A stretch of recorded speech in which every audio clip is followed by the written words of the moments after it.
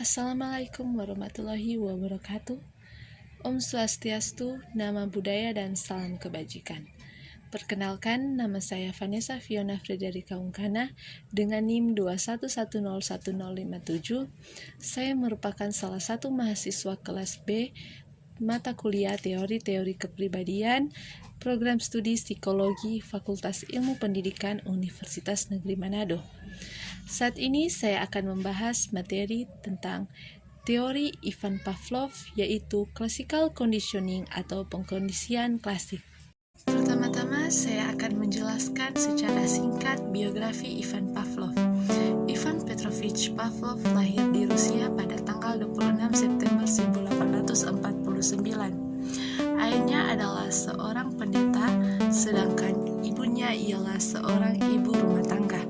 Ivan Pavlov merupakan anak pertama dari 11 bersaudara.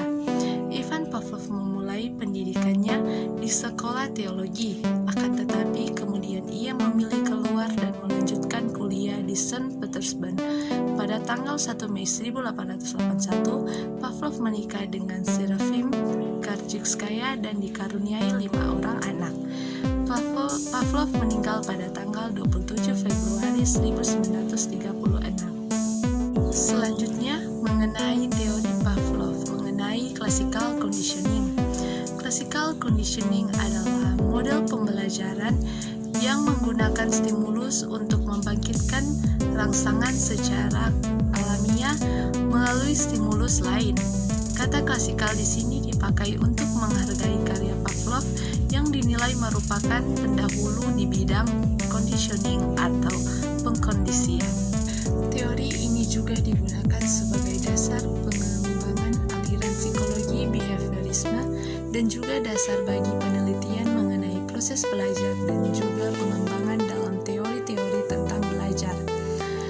Untuk menciptakan suatu kondisi baru atau melakukan suatu pengkondisian dibutuhkan 3 unsur.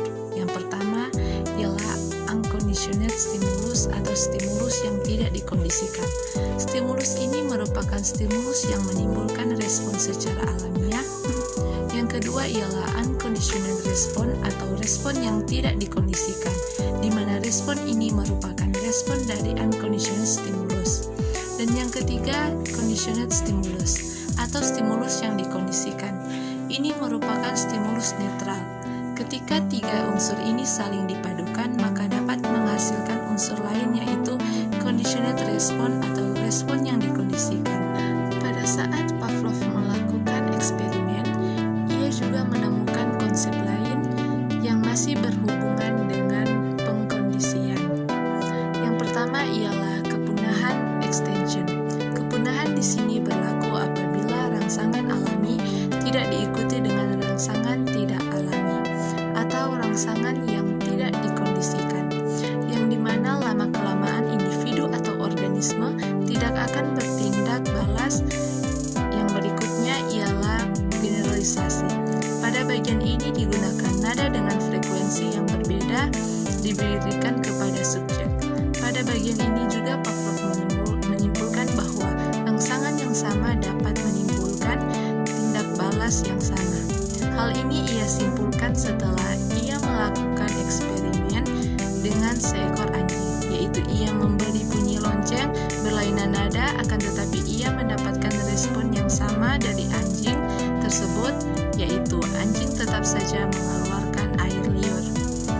Yang berikutnya ialah discrimination atau diskriminasi. Diskriminasi ini akan berlaku apabila individu dapat membedakan antara rangsangan yang dikemukakan dan yang memilih untuk tidak bergerak balas. Berikutnya adalah pengkondisian tingkat tinggi. Di sini pada eksperimen Pavlov ingin melatih seekor anjing untuk mengeluarkan air liurnya ketika ia mendengar bunyi bel yang disertai makanan.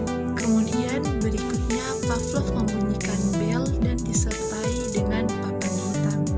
Setelah beberapa kali melakukan percobaan, kemudian pada saat diberikan papan hitamnya saja tanpa bunyi bel, anjing masih mengeluarkan air liurnya. Hal ini disebut dengan pengkondisian tingkat 2. Jika hal ini bisa ditingkatkan lagi menjadi tingkat 3 dengan seterusnya, maka itu kemudian disebut pengkondisian tingkat tinggi atau higher order conditioning. Secara garis besarnya, menurut Pavlov, terdapat dua hukum belajar yang ia temui yang pada saat ia melakukan eksperimen dengan anjing. Yang pertama yaitu law of respondent conditioning atau hukum pembiasaan yang dituntut. Yang kedua ialah law of respondent extinction atau hukum pemusnahan yang dituntut. Pada hukum yang pertama, jika dua macam stimulus dihadirkan secara simultan, maka refleks dan stimulus lainnya akan meningkat. Sementara pada hukum yang kedua, jika refleks yang sudah diperkuat didatangkan kembali tanpa adanya reinforcer, maka kekuatannya akan menurun atau berkurang. Selanjutnya mengenai penerapan teori Pavlov dalam kehidupan sehari-hari, khususnya pada bidang pendidikan. Perlu diketahui bahwa sebenarnya eksperimen Pavlov ini tidak ia lakukan untuk menemukan suatu teori belajar, karena sebagai seorang ahli fisiologi, eksperimen ini ia lakukan awalnya dengan bertujuan untuk memahami bagaimana fungsi otak. Saat setelah ia melakukan eksperimen